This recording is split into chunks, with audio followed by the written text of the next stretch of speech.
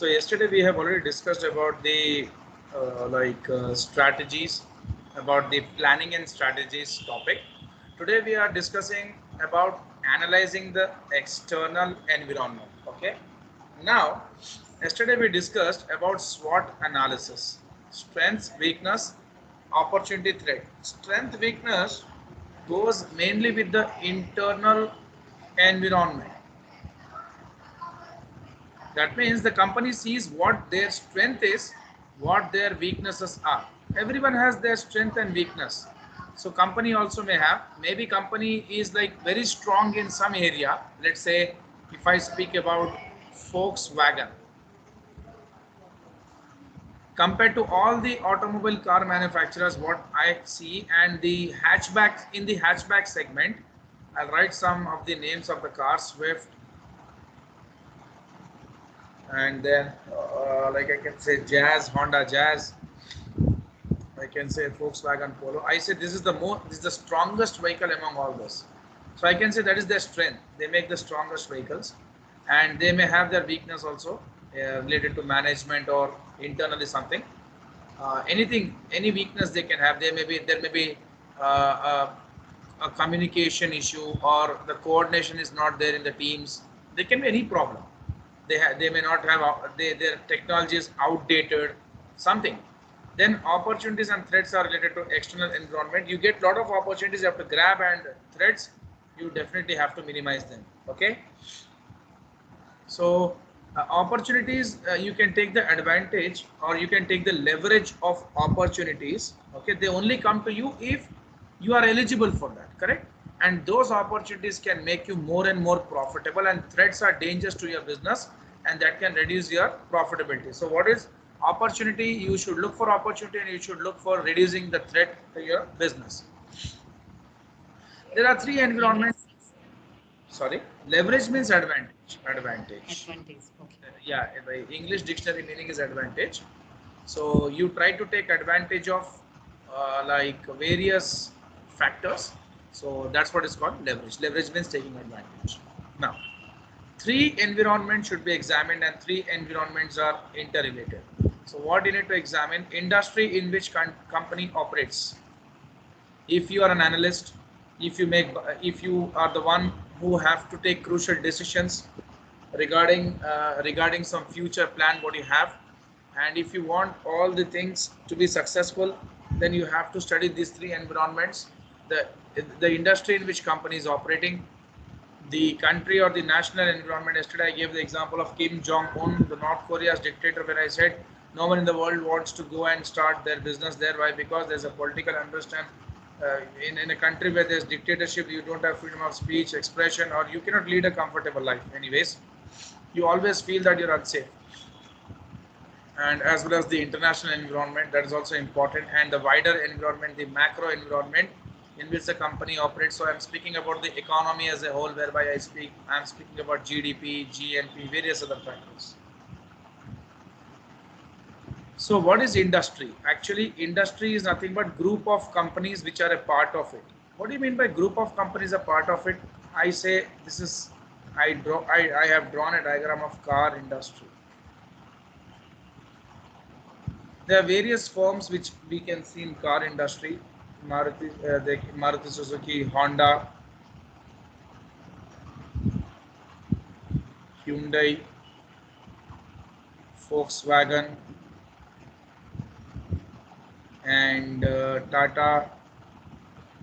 Okay, there are various other firms operating in this industry. So you should carefully study the industry. You should carefully do an analysis of that particular industrial environment.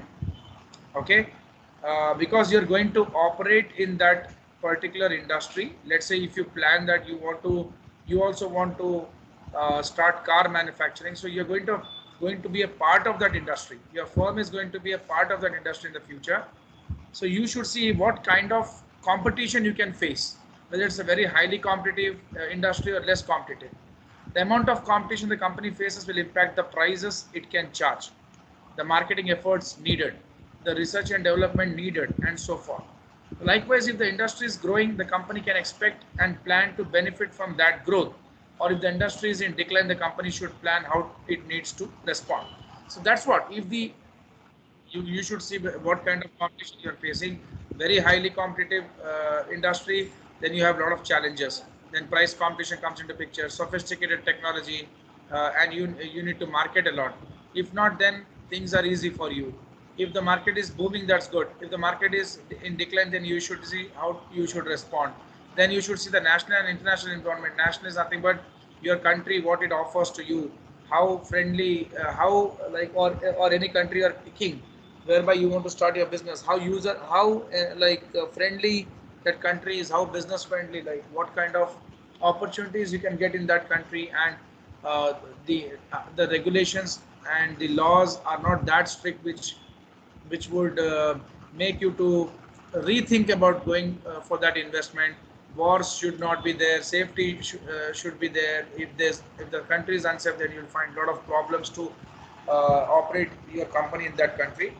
Then macro environment, like there are various important macroeconomic factors you should consider while making a plan and also while preparing a budget, like economic growth, how your company can grow there.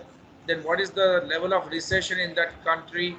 Recession can make things worse for you because there's less demand for the goods, and your revenues can get impacted. And the level of interest rates, like what, like can you get the loans at cheaper rates in that country. Okay, because rising interest rates will cause the demand to decrease. You have already seen that after the COVID-19 lockdown was like relaxed, then you saw the real estate sector was facing a lot of issue because real estate sales were not happening. So immediately what the government and the RBI has done is they immediately reduced the interest rates. With that, what has happened is the prices the interest rates have gone down, which like motivated many people to take cheaper loans and like buy houses, which has driven the demand of houses in such a way that you are seeing the prices are skyrocketing right now, very high. So to create demand, they have reduced the interest rates, and also it's good for the companies. Now they can take loans at cheaper rates, and they can invest in their business. Okay, they can invest and they can try to expand. Then changes in currency exchange rates, of course. If your currency is an appreciating currency, your exports would be costlier. If your currency is a depreciating or declining currency, your exports can be cheaper. Vice versa. So I'm speaking about US in this case. US currency is costlier. It's like increasing in value on daily basis because a lot of it's there. It has very high demand, and so their exports will be very costly. So this is India.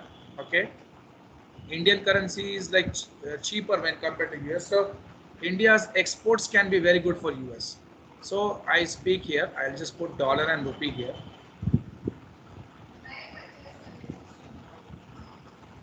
Dollar is a strong currency, so US exports would be costlier for India.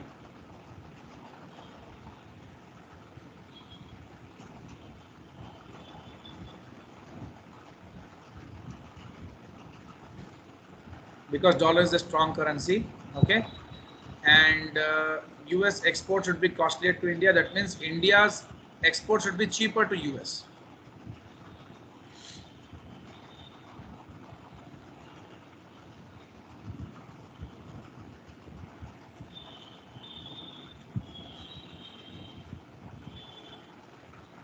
Point number two, US uh, like imports to India are costlier. So India, like US exports are nothing but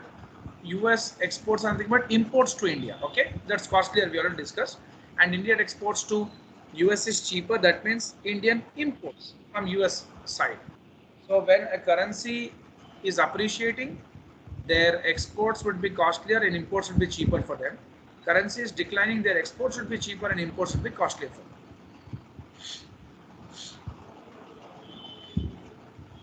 Inflation and deflation, very bad thing for economy. Inflation means rising prices, deflation means prices going down. Both are bad. So if the things are very costly in a country, that's not good. That reduces demand, correct? And if the prices of something is going very down, that's also not good. We should not see things sold at very cheaper prices. Something which is not that worthy is sold at higher prices, very very bad. Something which is very good, essential good, but sold at a very cheaper rate is also not good. Okay. Then social factors, the country in which you are going to invest, what kind of culture they have, and environmental issues, are they very environment friendly, and then what kind of government is running there, the state of affairs, how come, like what's the legal factor over there in the country, rule of law, international and technological factors, whether you can get skilled labor or technologies, they know critical technologies, they have an idea of those technologies or not. All these things you have to see, because if these things are not to be, if you don't emphasis on all these things, then what would happen? If you are if you don't obey the environmental protection laws, then definitely you are going to get penalized by the government, correct? And see what happens if your company is doing something good for the environment, that means they are manufacturing but such metal which are user friendly, something good, then you get lot of tax benefits also from the government. Let's say if you have bought a solar car or hydrogen fuel cell car or LED bulbs you are manufacturing, so government, see, Indian government has ins- installed LED bulbs everywhere. Why? Because they wanted to save lot of electricity. So they give encouragement to these kind of industries by giving some tax credits or tax breaks. Okay. So Michael Porter has given 5 forces. So it's called 5 forces model. So 5 things a business should consider to study that industry in which they are going to start their business, or the industry of which they are going to be a part of.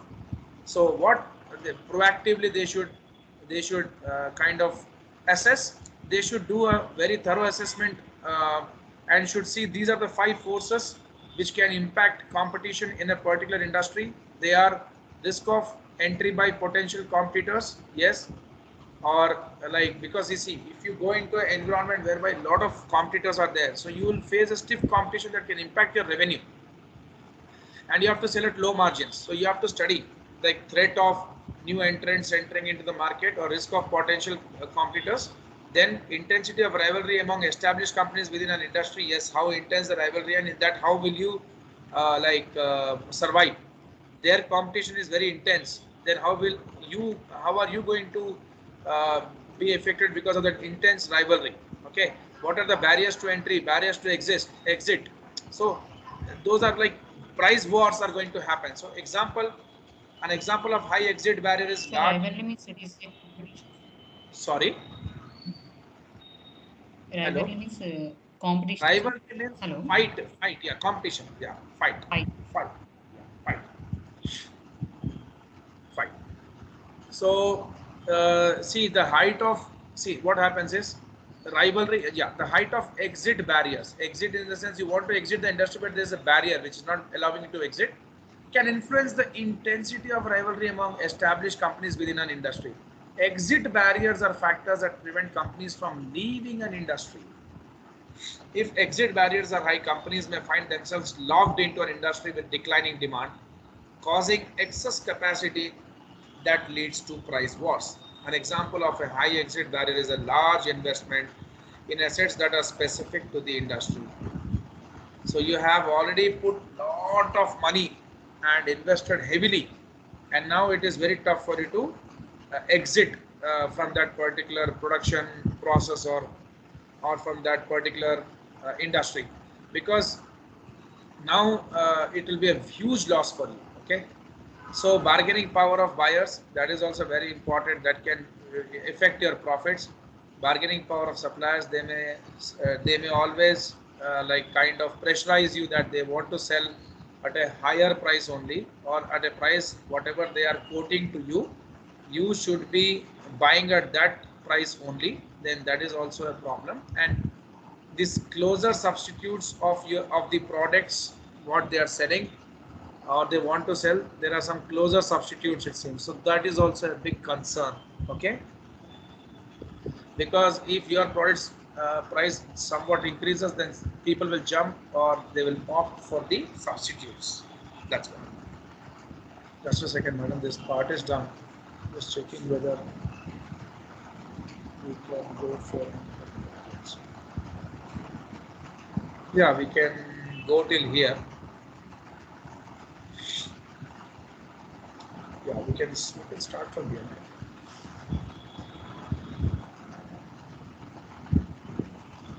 Now we are going into the next topic, that is analyzing the internal environment. Just a second.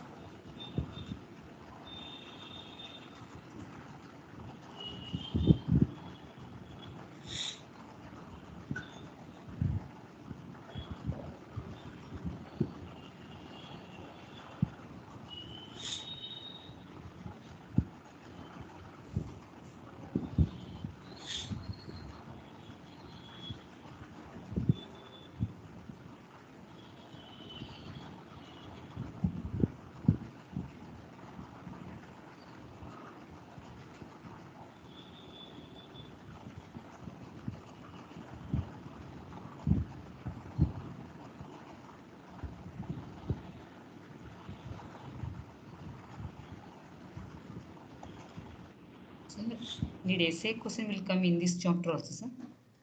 It can come, madam. Yeah. Now, let's start the next topic.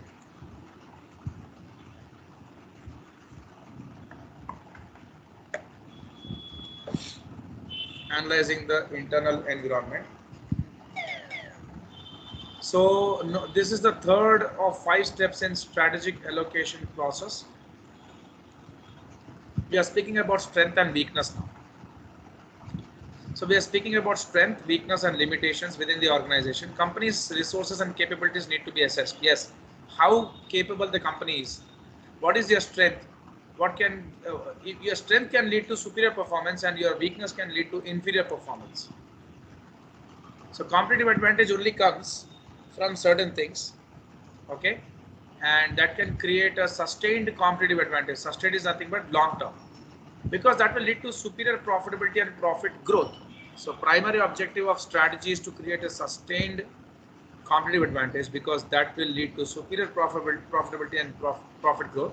A firm creates competitive advantage when it is able to use its resources and its capabilities to achieve either a differentiation advantage or cost advantage, or both, to create superior value for its customers and superior profits for the company. So a firm creates a competitive advantage. So when you can have an edge over your rivals, or when you can have a competitive advantage when compared to your rivals, when you will be using the resources and the capacities whatever you have to achieve something unique in your product. That is called differentiation. What unique you can give to your customers when compared to others. So for that you'll be using resources and the capacity what you have to give something different to people. For example, iPhone gives unique experience to their customers, because they have their own OS, they have their own apps, and they have their own quality and efficiency, superiority, whatever you want, you can say.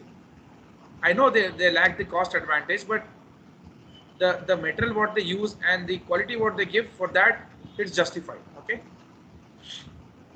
and that can give you superior profits, because people will it will drive people to buy your product. Okay, and they skip other products and they buy your products because you are giving something unique to people.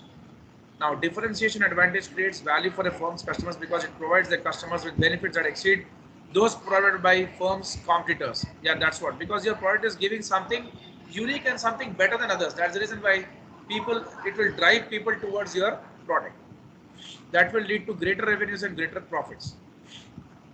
Then if you can give cost advantage, that means at the same price what others are giving, if you are able to give better features than that, then that is what can have a very good very good proposal, or very good factor for your company to get good profits or greater profits in the future, and that creates a greater competition also. Okay, Now, resources, capabilities, and distinctive competencies. So definitely, to achieve something, you require this, and you should have the capacity also, and then you should have something distinct or something different from your rivals. Resources can be tangible, intangible. Those two things you can use. Tangible are nothing but land, building, inventory, cash. Intangible, your brand name, company reputation, intellectual property, patents, trademarks, technical know-how, skill, knowledge, etc. can be used. Capabilities is you can create capacity. Okay. Capabilities refer to company's ability to coordinate its resources and put them to productive use. That means how good you are for how good you are in using your resources and like and using it for a very good productive purpose. Okay, how better you can utilize or use your resources to give the best to your customers is what they mean here. Okay, the strategies a company pursues can build new resources and capabilities or strengthen existing ones. So it is all on your strategies, what kind of strategies you are using. Your strategies can build new resources and create capacity or strengthen the existing one, thus can enhance the company's distinctive competencies. That means you have an edge over your rivals or competitors with your strategies, with your good strategies. And if they turn like if you can give shape to your strategies in in reality, then you can have wonderful results. Okay, so you make strategies for creating distinctive competencies. That means you want to create an edge over your rivals, and with this it seems that your strategies have been successful. Okay, so distinctive competencies, profitability, and competitive advantage. In order to have competitive advantage or edge over your rivals, you should have distinctive competencies. That means different kind of or unique things in you. You should have unique thing in your product, something different which anyone is not offering, and then that can lead to good profitability. Okay, that means you should have cost advantage, or your technology should be better than others. Anything. What is distinctive competencies? You should have superior efficiency, superior quality, innovation. Okay, that means new products and new processes. Whatever you do with some change, and also customer responsiveness. Customers should respond to all this in a very positive manner. That can give you a very strong competency or advantage over your rivals. Then utility and profitability. Want satisfying capacity of a commodity is called utility. The utility of AC is to give a cool air to you, and then profitability is nothing but like when you deduct all the costs from your revenue, you get the profits. Okay, so better if your product can give better utility to people.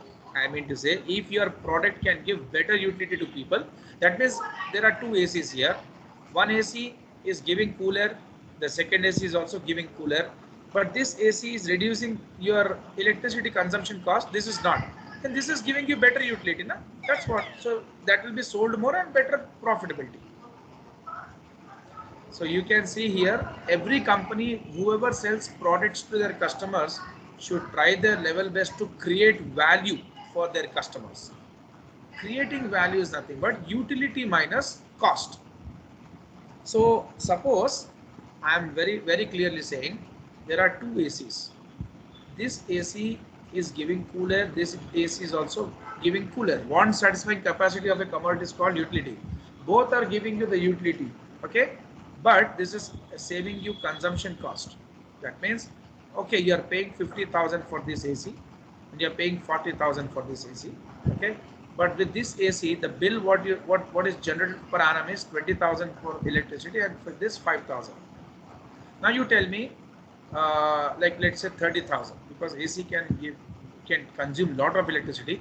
This is costing you 55 now. This is costing you 70. Now you tell me which is better, which is creating more value. The difference is how much? This is creating value for you or not? Please tell me. Yes, sir. That's all. But we will consume that 70,000 AC, sir, because we have less amount of consumption of electricity. No? Yeah, this is no, madam. This is less consumption. This is more consumption of Okay, electricity. So higher electricity bill, less electricity bill. okay. We go for less electricity bill only, sir. Of course, that is creating more utility to you. Okay. Hmm. So the value created is difference between the utility. So this is giving you more utility and what you are paying for that. Okay. So you're paying 50,000 and actually this should have like in reality this should have costed you 70. Uh, uh, Sorry, how much? This is costing you 55 actually, and you paid how much? So you saved how much? 5,000. No, no, no. Just a second. Utility, the cost you paid is 50,000. Utility created to you is of how much? Like instead of paying the bill of 70,000, you are paying a bill of 5,000. So according to me, the utility, the value created to you is how much? 15,000. 15,000. Now, what is consumer surplus? Suppose you want to buy some like one trouser. That trouser is costing 1,000 rupees, and you asked for a discount to them, and they reduced the price to 800. So how much you saved? 200. That is your surplus. You got a best product by saving 200. Then durability of competitive advantage should not imitate others products. That means should not copy. That's bad. And your product can be copied by others. That you should see. Then you should see like what kind of commitments your competitors have, what commitment they are making to people. Then competitors absorptive capacity means ability to make use of new knowledge.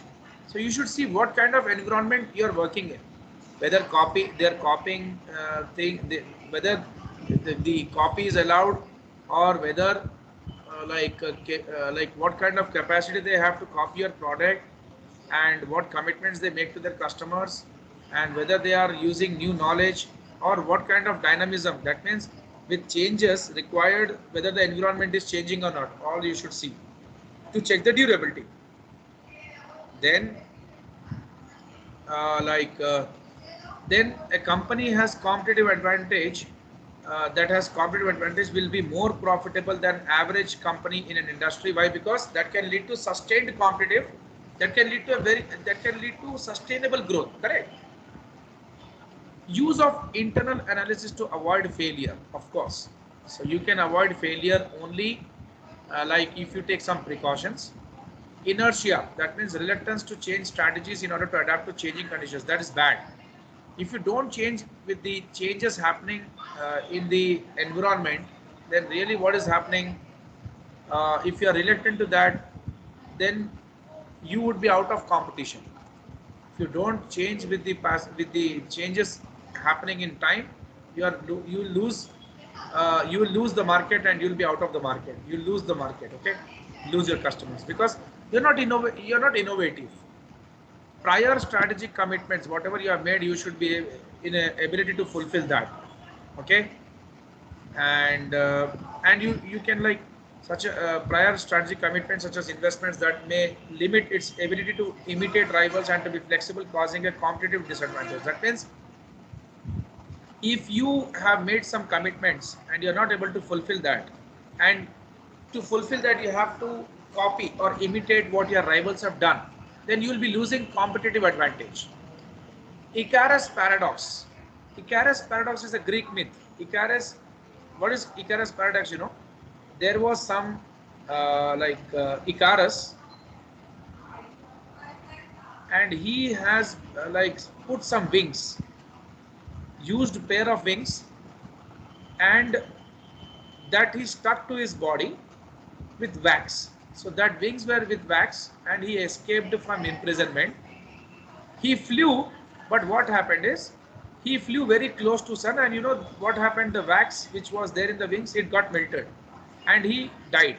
So the same paradox can be applied to many companies. if they become too dazzled by their own success. So you should not, it should not come to your head. Your success should not be, should not like make you overconfident. Otherwise, you'll lose the market. Like you are the best. Now nothing to worry about. No, not like that. Then, in order to avoid failure, managers can use several tactics like superior efficiency, quality, innovation, responsiveness to customers. You should continuously improve and you should continuously learn.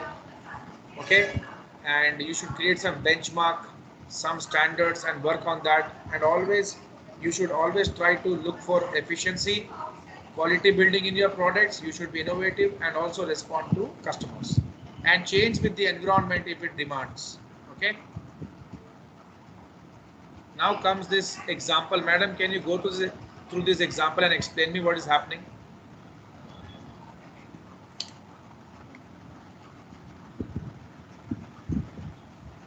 I'm giving time.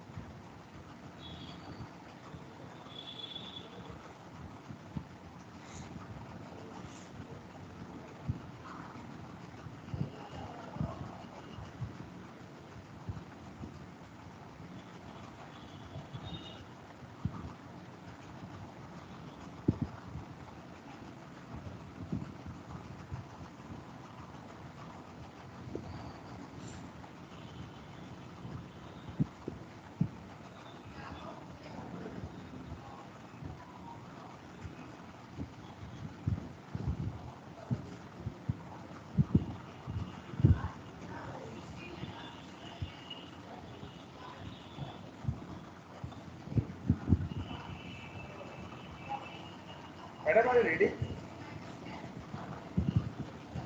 Yes, sir. Okay. No, I'll tell you the final thing in this. There are two restaurants, okay? Yes, sir. One is only focusing on decoration and all those things, okay? They think that Okay. that is the means of pulling customers and kind of Attracting the customers. attracting customers, show off. One is only focusing on high quality food, and Yeah. accordingly, high quality food is better actually, correct? Yeah. They are not doing much uh, uh, for decoration and all, but they are focusing to give very quality food to their customers. With all innovation and all, if you don't give quality food or you don't focus on your food, which is the main base, like for a restaurant, then what would happen? People will run away, correct? So show off is not required, efficiency is required, superior quality is required, and effectiveness is required. Okay, and they are only focusing on changes in taste and preference of the consumer. They're not focusing on all these decorations and all, correct? And at a very reasonable price they're giving. So that will be a better company or not, hotel or Yes, not. sir. Yes, sir.